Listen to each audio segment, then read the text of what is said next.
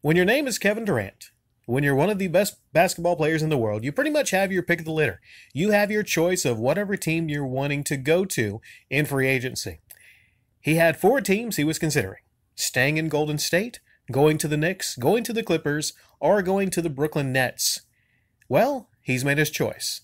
He's going to join his buddy, Kyrie Irving, in the Brooklyn Nets. I don't think they're the only ones. I think they're going to probably add maybe a third. I think I've heard DeAndre Jordan. I'm not sure if that's going to go through, but that's not going to be it. They're also going to sign somebody else. So the Nets, even though it's one of those teams in the East that kind of gets overlooked, nobody's going to be overlooking the Brooklyn Nets anymore. Okay?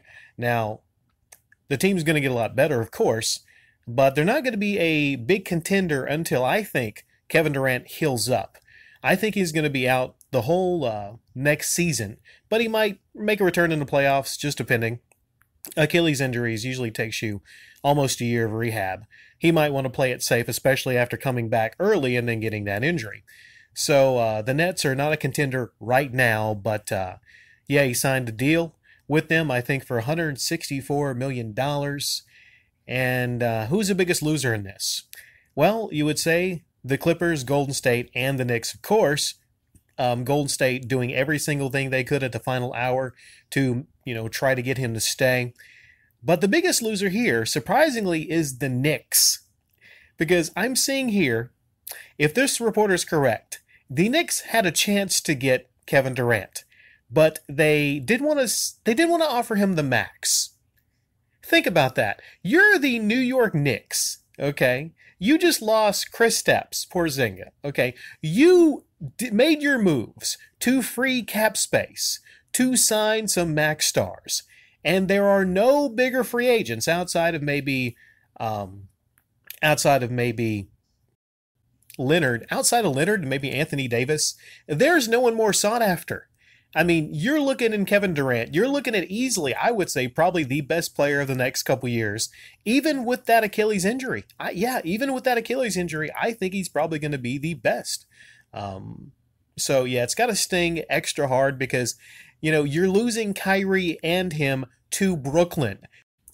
A lot of other moves I could talk about. Kemba Walker is going to Boston, and Klay Thompson is signed the max with Golden State. So there's a silver lining for Golden State. At least they didn't lose Klay. Could you imagine?